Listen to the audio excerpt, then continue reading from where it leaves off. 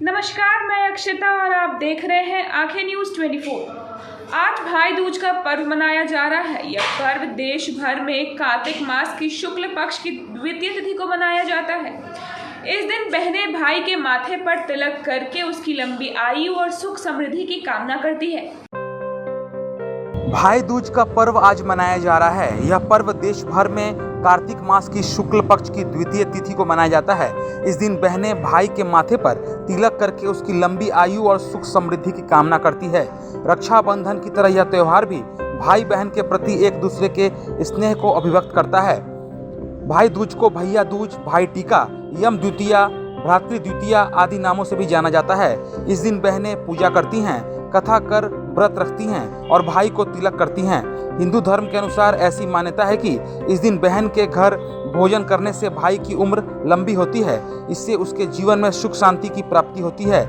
इस दिन बहन भाई की लंबी आयु के लिए यम की भी पूजा करती है। इस कारण इसे यम द्वितीया भी कहा जाता है। मान्यता है कि इस दिन जो भाई बहन से तिलक करवाता है उसे कभी अकाल मृत्यु का भय नहीं सताता। उसकी आयु निश्चित रूप से लंबी हो जाती है। इस साल भाई को तिलक करने का शुभ मुहूर्त दोपहर 1:10 से 3:21 तक था, यानी शुभ मुहूर्त की कुल अवधि 2 घंटे 11 मिनट तक थी। भाई दूज का पर्व मनाने के पीछे एक पौराणिक कथा प्रचलित है। सूर्यदेव की संतान यम और यमी थे, जो भाई बहन थे। यमुना अपने भाई यमराज से स्नेहवश निवेदन करती थी कि वे उसके घर आकर भोजन करें, लेकिन यमराज व्यस्त रहने के कारण यमुना की बात को टाल दिया करते थे। कार्तिक शुक्ल द्वितीया को यमुना अपने द्वार पर अचानक यमराज को खड़ा देखकर हर्ष विभोर हो गई। प्रश्नांचित होकर भाई का स्वागत सत्कार किया तथा भोजन करवाया। यम को अनगिनत बार तंग करने के बाद आखिरकार यमी ने अपनी मनोकामना पूरी कर ली।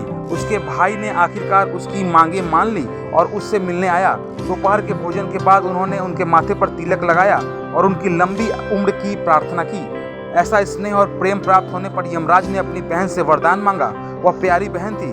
उसने उत्तर दिया कि बस यही चाहती है कि हर साल उसके पास आ जाएं। वह कभी भी मृत्यु के देवता यमराज से नहीं डरेगी तथा उस दिन से जो बहन अपने भाई को टीका करके भोजन खिलाए उसे आपका भाई न रहे।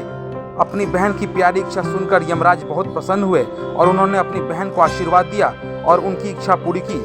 इस तरह इस दिन भाई को तिलक लगाकर प्रेम पूर्वक भोजन कराने से परस्पर प्रेम तो बढ़ता ही है, भाई की उम्र भी लंबी होती है।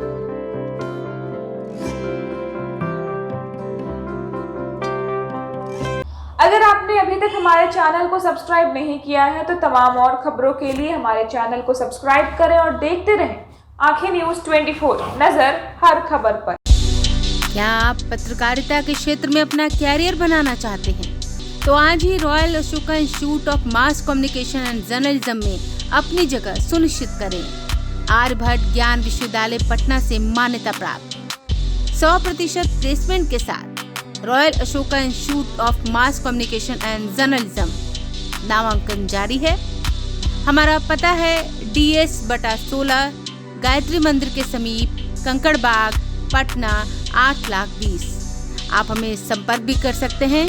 हमारा मोबाइल नंबर है 9955456126।